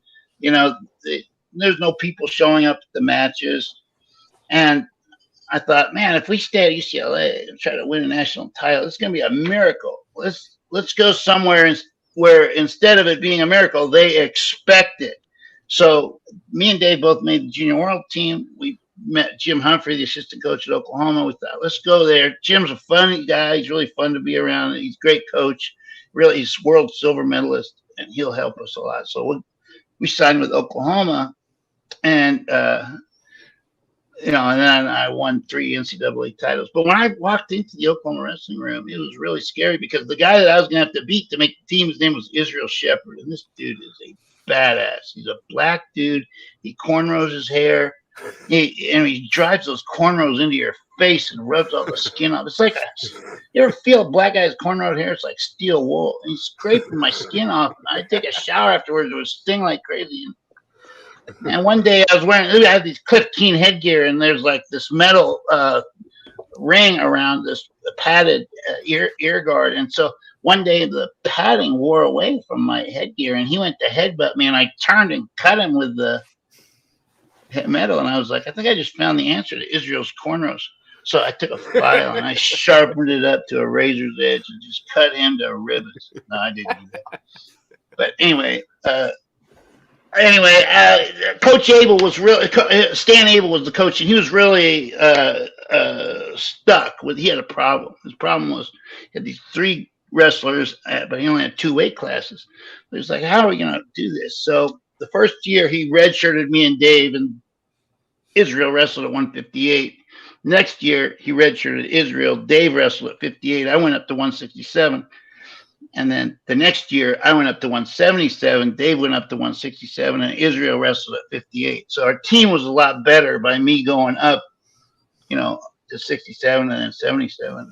Plus I was still growing, so that was fine with me. Plus, I wouldn't have to cut that much weight, which I hated. And I couldn't cut much anyway because I was a gymnast and I was real lean anyway. So the only way you can cut weight if you're real lean is to dehydrate. Dehydrating destroys your conditioning. So and that's something I want to ask you, because like you're talking about that now, and you look at like combat sports as a whole, like it's still like a major issue where you don't have enough weight classes, like you feel like even like regardless if we're talking UFC, boxing, you know, women's MMA, whatever, like I think there should be a thing like where you guys like weigh in, like where you fight at a agreed upon walk around weight instead of, you know, dehydrating yourself, depleting yourself, destroying yourself more or less to get down to 155, 170, etc. What a lot of these athletes are doing nowadays, and it's just it's rough to sit there and see like we're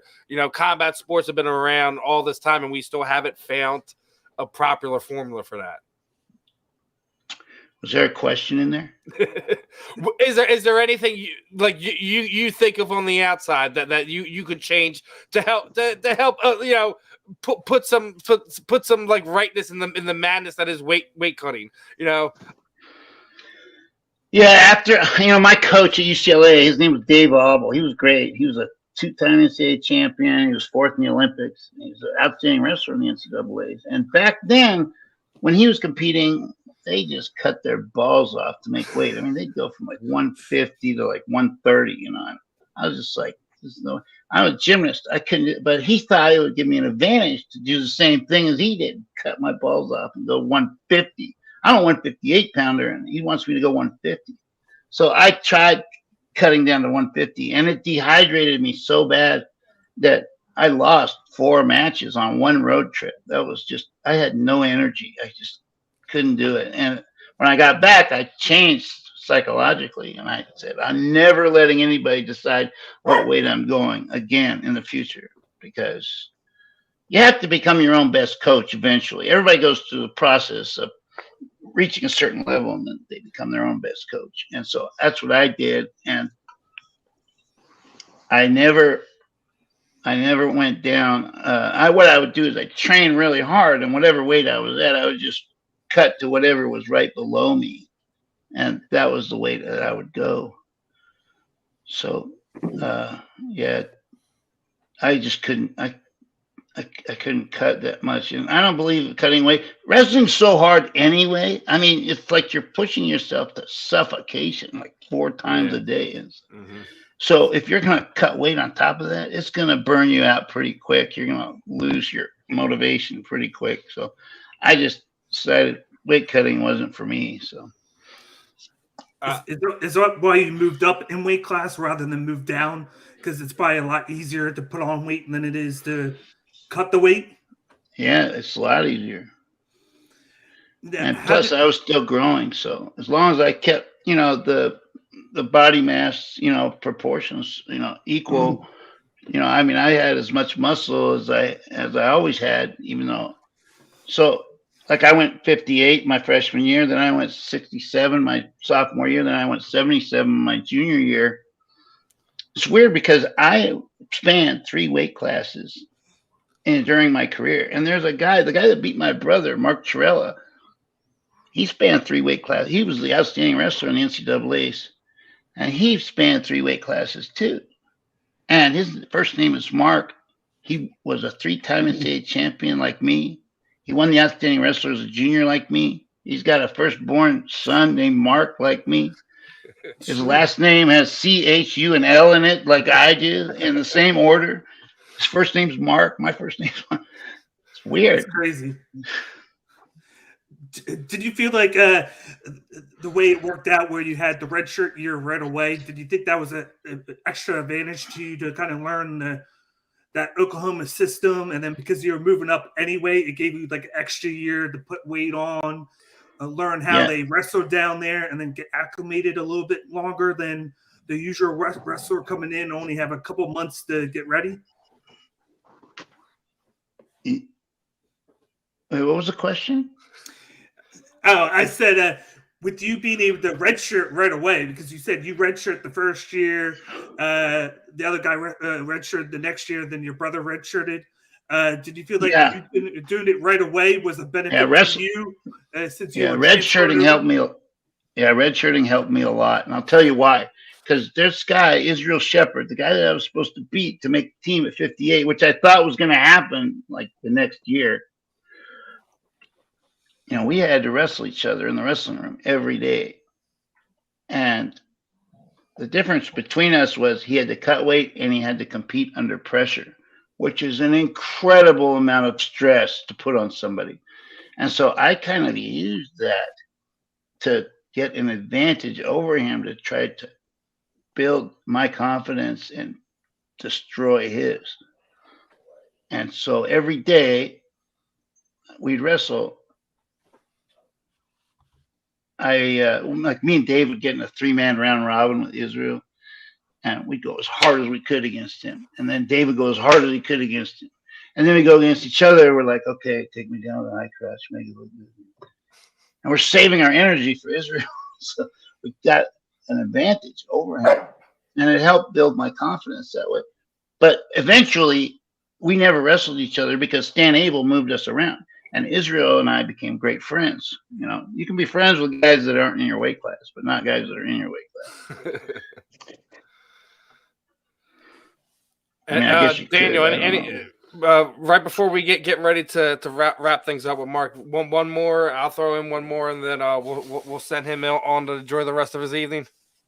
Yeah, my last thing is you were mentioning early on about how like you went and did that match with Rickson Gracie, and then you had Hickson, yeah, and asked to learn jiu-jitsu from them.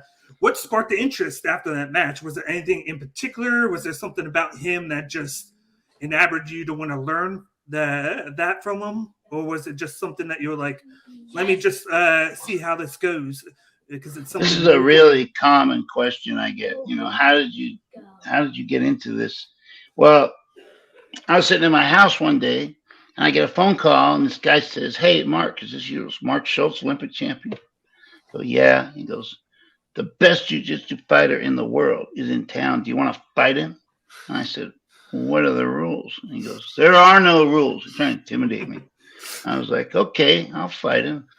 And so I said, "Tell him to meet me in the BYU wrestling room like a week from Thursday or whatever." So Thursday comes around, and I walk into the room, and he stands up. He's scooting into my boss's ankles. He's trying to hook my boss. My boss was Alan Albright, the head coach at UCLA. At BYU. And he's trying to hook his ankles. And as soon as I get into the room, everybody stops what they're doing. Hickson stands up, walks over to me. He goes, "Are you the guy?" I go, "Yeah, I'm the guy." "Are you the guy?" He goes, "Yeah, I'm the guy." He had real thick cauliflower ears, so I knew he was tough. And I was like, he goes, "What I do?" And it wasn't anything like the guy on the phone said. It was the guy on the phone was I could kill him for trying to intimidate me like that. But he goes, "What I do is I punch, I kick, I elbow, I knee, I headbutt. But today we're just going to do submission grappling until one of us taps out." And I was like, thank God there's not going to be a homicide. So he says, "Let's go." And when we go in the center of the mat, he doesn't even get in a stance. He just goes like this, you know, and I go, "Okay, here we go." And I got him into a cradle for like 20 minutes. And then he gets me in a triangle. And I was like, wow, that is a cool move. I go, "Let's go again." So we went again. And he got me after about 20 minutes in a rear naked. And I was like, wow, that's cool. And then he said to me something I'll never forget. He goes, "Mark, you're the toughest guy I've ever gone against." And I was like, "I love you, man." And so I became a student of his. He found out he had a student in Provo, Pedro Sauer. And I called up Pedro. I go, "Can I be your student?" He's like, "Yeah, sure, my friend, come on down." So I became a student for like 3 years. And then I get the call from Pedro about Dave Beneteau coming to fight in the UFC. And then I went and broke his hand and took his place and won the UFC. And then I went home and wrote my book, Foxcatcher. The rest is history. Well, You're definitely got so many stories in you, Mark. I don't think 30 minutes could ever do it justice. Unfortunately, we're up against it. I got Helen Peralta getting ready to join us. She's got a big fight here coming up January 12th. Want to real quick before we wrap it up, kind of throw the proverbial microphone over to you. Anyone you'd like to thank? Shoot at your social sites. Let anyone know what things that you're doing outside of the normal thing to where to keep up with the comings and goings of Mark Schultz right now. Well, let's say hi to my my jiu-jitsu instructors, Hickson Gracie and Peter Sauer, and I want to say hi to my kids, Mark, Kelly, and Sarah, and what else? I guess that's it. Wish you guys all the best. God bless. All right, Mark. Appreciate your time tonight, and looking forward to having you on again here at some point in time in the future. And next time you got something else going on, like you have a seminar or something like that, let us know. We'll definitely help push it out there for you. Okay, great. Thank you. Have a good night, guys. You have a good one, Thanks too. so much. All right, everyone. That was former Olympic gold medalist, world champion, on many levels, Mark Schultz. Awesome guy. Want to quick switch gears here, real quick. I know Zach. It's always been like 30 minutes since you said a word, but get it in here real quick so we can get Helen on here. Did Corey Clement just score a touchdown for the Cowboys and then say hi to his mom on national TV and blow a kiss at her and tell her he loves her? And then on top of that, like they were showing the fucking Nick Foles statue outside with Doug Peterson. I mean, oh my God. I was thinking it was just like the most sickening, 10 minutes of football. Well, thank God we had Mark to distract us from what's been going on with the Eagles game. But with that being said, Zach, let's quick switch gears here again and go on to the next segment for this afternoon, this evening, tonight, wherever you're watching from. Right, fan up, always the best way to enjoy fantasy sports. Got daily NFL contests and more. See, people like me, I'm a complete degenerate. I know we got a lot of them that follow here at E2D. Love something like this. So fan up's where you want to be. Win great prizes. You sign up today. Use the promo code A2D. Get your 5,000 bonus points. A $50 value. Fanup.app. Steven? Oh, man. We know we got people here to love this one. A lot of degenerates. Obviously, especially with the fan up apps and everyone here at A2D. But again, switching gears here real quick. The next segment here for the weekly roundup, and we're being joined by Miss Helen Peralta. Helen, how are we doing this afternoon, my friend? How you feeling over there? I'm doing good. How are you? We're doing great. Yeah, mixing things up here tonight. We're talking some Eagles football. Eagles Cowboys are giving us some Saturday night football, and obviously talking a little combat sports. Yeah, we just had Mark Schultz on here. Gonna just bringing you on here now. Obviously, you got a big fight getting back in the Invicta cage here early this year with what was it the 12th you're fighting, and that's Invicta 45 now, right? Correct. Now, obviously, you've done a lot of things over the last few years. You've been involved with bare knuckle. Obviously you've been keeping your roots with the MMA. Obviously, you're finding more opportunities, on a consistent basis with MMA right now. Is it something we're going to see moving forward? You sticking with Invicta as the opportunities come with it, or you still have an open end to potentially seek other avenues? I'm a prize fighter. I work for whoever pays me. That's pretty much it. I like to fight and make money out of it. So whoever comes in with a good offer, I take it. Invicta has been very good to me, and it continues to do so. And I'm so glad that I'm fighting next week there. It was hard to get an opponent, so I didn't know if I was fighting, what was fighting. It was complicated. For a second there, it didn't seem like I was going to be fighting at all. So I'm glad that they put in a lot of effort to try to find somebody to sign the contract, and somebody did.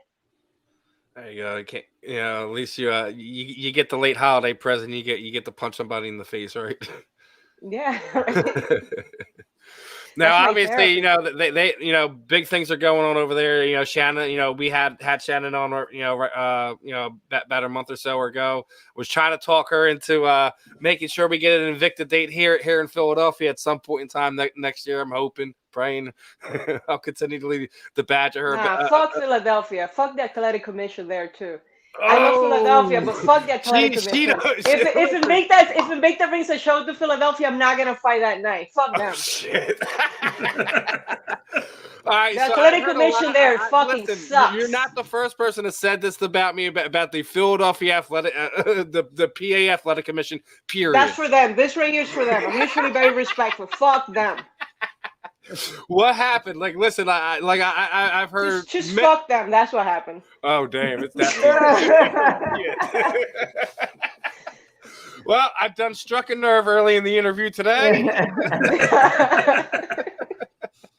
Oh man! So these to say, people, if you think just finding a fight is frustrating, there's other levels to this that makes it beyond irritating for some of these athletes to be able to do what they generally love to do. That's all I'm going to say. I think Helen's irritation should tell you enough. You know, basically, fuck the Pennsylvania State Athletic Commission. Yeah, fuck that. And the horse they rode in on.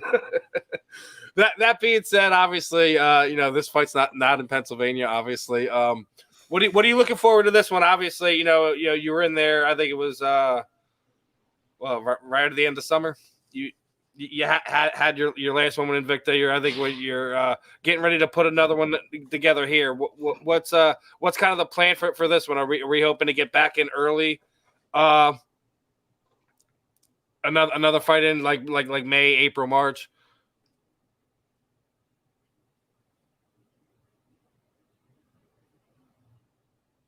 You right there, Helen? We might be having problems here, Steven.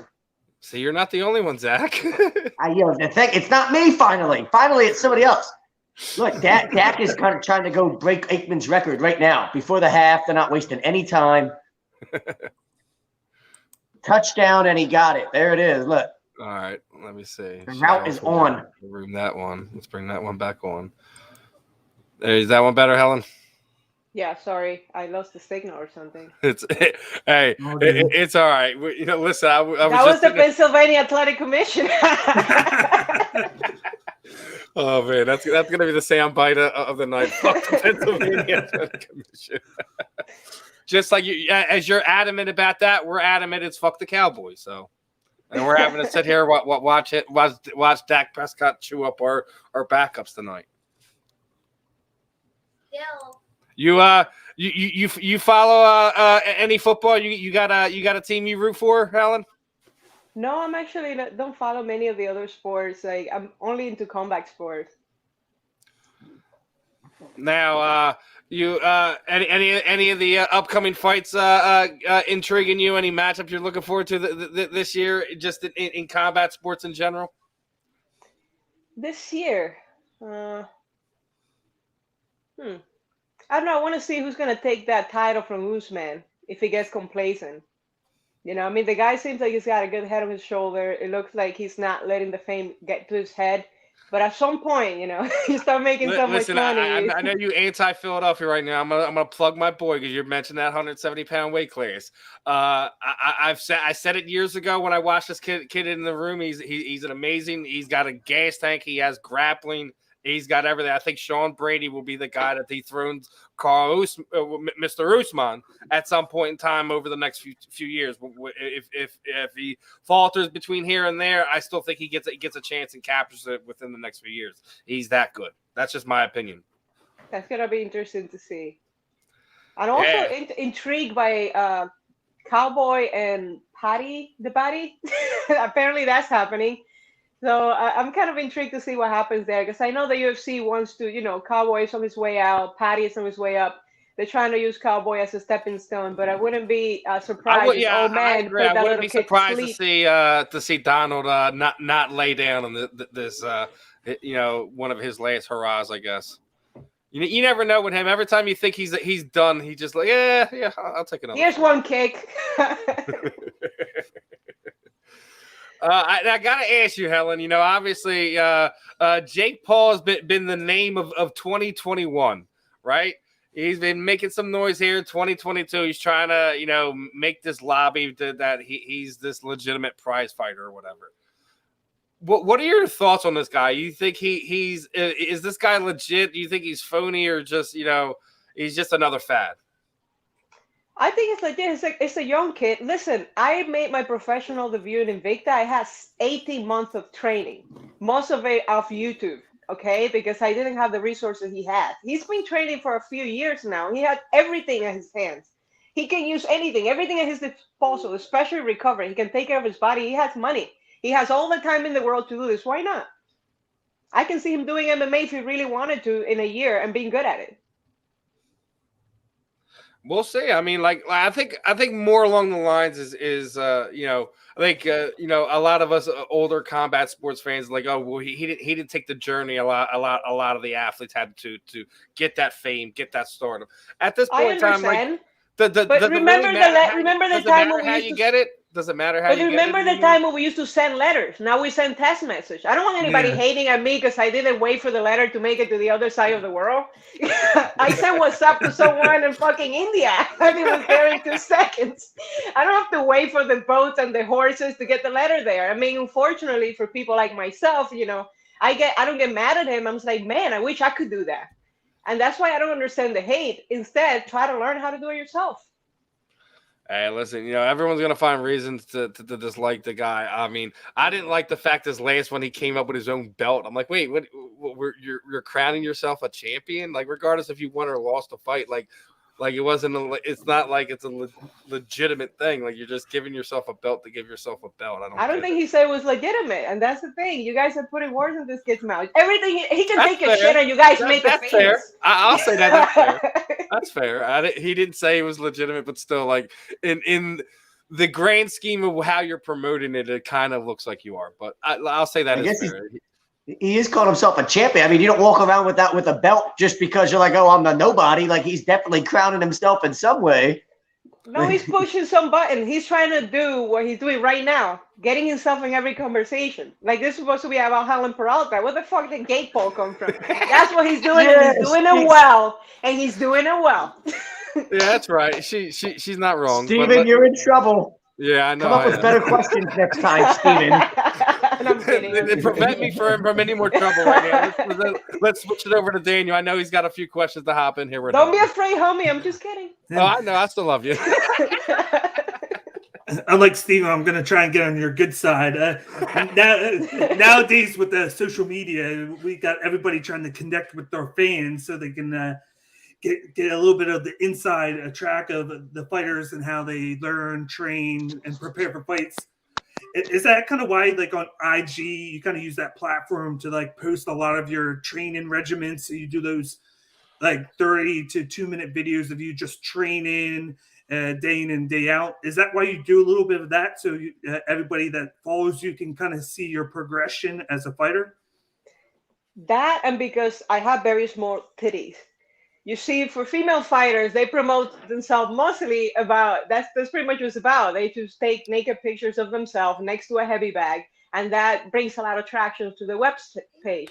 I look really good, but I'm not into that whole, it's not my personality, so I try to bring attention to my page using the one thing I know how to do really well, which is inspire people to do things that I do. And maybe you're not inspired, maybe you could be a hater, maybe you're an up-and-comer, boxer, MMA fighter, or judo player, and you just see some things there that you might like, and then you follow my page. So it's a way for me to grow my page, which is not very effective, but that's all I got right now. I'm trying to learn from Jake Paul so I can do better. That's where I'm at right now. And it also gives people an opportunity to follow along, to what I do if they're interested. But most people are not interested. Pretty much, it has to be something emotional for people to be interested, and that's why Jake Paul is so successful. He gets people to hate them or love them, or just be mad or whatever. So I need to find out. I definitely don't agree with that. You get people emotional about something, it causes conversation and reaction, and I think that's something that he. Yeah, no, but that's all that the internet is about. The punches and the kicks. Nobody cares about that when it comes to combat sport. They want to know the background. They want to know the soap opera side of your life. They don't want to know how good you are at MMA or martial arts. If it was based on that, Leon Edwards would already gotten a shot at Kamaru Usman. Nobody cares about your skills. It's about the drama and what sells and what people want to see. So, for now, all I got is my training videos, and that's why I post them often. And you do get a lot of feedback on there. I know you were doing one of the videos, and it was showing you with your boxing techniques, and I did see somebody comment saying, "Hey, maybe you try doing it this way," and then you commented back, "Hey, can you send me a video of you doing that? I would like to watch it so I can use that as motivation to improve my technique." And the guy was like, "Yeah, sure, why not?" And Was that me with like a hula hoop? Because I was being sarcastic. It's because I knew he couldn't do it. He never sent me the video. He never sent me the video. But that's exactly the one. And I was like, at least you're getting feedback and somebody saying something. I was very intrigued to see if they ever sent that video. No, he couldn't do it. It's impossible to do what he was asking for me. He wanted me to put my elbows down when I'm swimming a hula hoop and throwing punches. It's impossible because the hoop will hit the elbows and it will fall. So instead of explaining boxing to him, I told him to send me a video because I would love to learn. He never did. He can't do it. It's impossible. I figured he wouldn't, but I figured I'd ask because it was something I saw and it was funny. The beauty of nonchalant trolling of athletes in 2022 is great. I mean, you gotta, it's the internet. I don't try to explain myself very often. I'm like, oh yeah, I should do that. Why don't you send me a video how you're doing it so I can see it? Most of the time, those videos never come because if I can do it, nobody can. I mean that. Now, are you still at Martinez, BJJ, and Empire Boxing? Are you still at both of those locations? Man, yeah, I couldn't go for this training camp because in reality, I am I'm beyond broke. So there's broke over here, and this is where I'm at, right? So in order for me to go do a camp, in order for me to go do a training camp there, I would have to have some funds to pay for being in camp. And these girls, these fighters, they're very fucking unreliable. You might think you have a fight, and the next thing you know, their hair hurts or Mercury's in retrograde, and they back out. So I'm like, I cannot afford to go all the way over there and spend money and then not have a fight, to be able to replace those funds if I borrow them from somebody or something. So I decided to just stay home for this one, but I definitely want to get back to PA to training. I love that team at Martinez BJJ. It's perfect for me. It's just it's a good fit. Yeah, Will's doing some amazing things over there with them guys. He's been doing it for a while. He's got fighters like you coming in to help. Some of the other people that they already have there, and it's a good place for you to keep those tools that you already have nice and sharp. Yeah, I was learning a lot when I was over there because usually I'm working like ground game, like jiu-jitsu and stuff. He goes, "You want to submit people?" I'm like, "No, I want to punch him in the face." He goes, "All right, pick him up, put him on the ground, and then punch him in the face." I was like, I don't have to chase them anymore. That's genius. So it's very good at complementing whatever your style is. As opposed to, there's a lot of places where you go to and each coach kind of have their own style, and that's pretty much what they teach. But when I went to Martinez BJJ, I felt like he will find out what your style is, and he will give you pointers on how to make your own style better. Listen, yeah, it's like you have a stallion that's stuck in their ways. Once they're broken in, you're not going to reteach them how to learn something. How they learn things like you're talking about, that's one of the things I like about Will is because he knows each person, each fighter is a different style, different setup. Like everyone learns things differently. It's one of the things I think he does really well with a lot of his fighters. Absolutely. Go ahead, Daniel. I'm sorry, I didn't mean to cut you off. The last question I have is, of course, you got the fight with Elise Pony next week. How much time do you really spend game planning for the fight, and what do you think you got to do to win next week? Preparing for the fight, like game planning, there was no time. I watched her fight. You see, I watched her. The first round, it felt like it was a 20-minute round. And then finally, she got a TKO in the second round. And, what I was doing already, because I've been working all this time that I didn't have fights coming up. I've been working not for a specific opponent because they come and go, they fall out, they don't show up and all these things. But I've been working on the things that I feel I need to work on. So after I watched her fight, I felt like the things I've been working on already were just perfect for this. So I didn't have to make any adjustments. I just kind of took a little pointers. I want to assume that day was her worst day because that was so slow. It was like watching molasses roll up a hill. I mean, if you're going to move like that in front of me, you're in trouble. You have a big problem. But her coach must know something I don't know, or maybe that day she wasn't 100%. Maybe she was hurt. I don't know. I want to assume that she's way better than that, and then go with that. And then all I have to do next week is just be myself, go out there, have some fun, because the hard part is already done. Yeah, once you get at it, like what we got. I mean, it's obviously an odd one, fighting in the middle of the week, and considering most fights are typically Friday, Saturday nights, right? Correct. I think that's probably the only odd thing, different thing that you'll have to probably do about it. Like, has that happened when you traveling like tomorrow or something? I'm actually like 4.5 hour drive Oh, from look, there. so you So I don't even got to fly nothing. You can just stroll up there before weigh-ins. Yeah, I was just gonna drive in. Well, we have to get there, I think Monday early afternoon. We have to do like media day. Then Tuesday we have to do weigh-ins, and Wednesday's the fight. And then I get to celebrate on the weekend, have a whole weekend to just be fat, and eat garbage, and then I'll get it together by Monday. There you go. You have the rest of that week to kind of just like actually enjoy it, and then like once the start over the next week, it's like, all right, the pseudo training camp has to start again. Sure. That's typically what we see at most athletes. You guys give it like a week or so, and then it gets right back into the training room. Yeah, for me, I'll get right back up Monday. That's good that it's on a Wednesday, because then I get like a 4-day of binge eating. Yeah, that's what I was about to say. You get the show advantage. up on Monday, I'll be bloated. Show up bloated on Monday, and then so get what's back the meal by you're Friday. looking at? Obviously, you've been getting ready for the fight. You probably really haven't been able to have the meals that you typically want to. What's the one meal that you're going to be looking forward to after this one? Just salt. Like today, I only do 3 days without salt. Today I had a bite of my food. I put it right back. I'm like, life is not worth living without salt. Like, if you can't eat salt, if I had a medical condition, and they told me you can never eat salt again, I would just take myself out. There's no point of being here. There's no point. I can't necessarily disagree with her, because I'd probably be in the same boat. Like, what do you mean I can't have salt anymore? You don't understand. Like, chicken doesn't taste like chicken without salt. You need to have, even a cake. You bake a cake, there's a 1/4 teaspoon of salt in every cake recipe. Is there for a reason, enhances the flavor of everything else. So like, food without salt is just not cool. So I'll probably have to eat it before I go to sleep, so I don't get too cranky tomorrow. Yeah. But all I'm looking forward, I'm gonna keep eating healthy, because I want to fight soon. Right after this, I want to fight within 2 or 3 weeks. I want to go right back into it. So I don't want to get slow. Like, eating garbage food makes you slow and creates inflammation in your body. So for the next 3 or 4 years, I'm gonna be good. Every now and then, for a 4-day, I'll slip, and then I'll get it right back.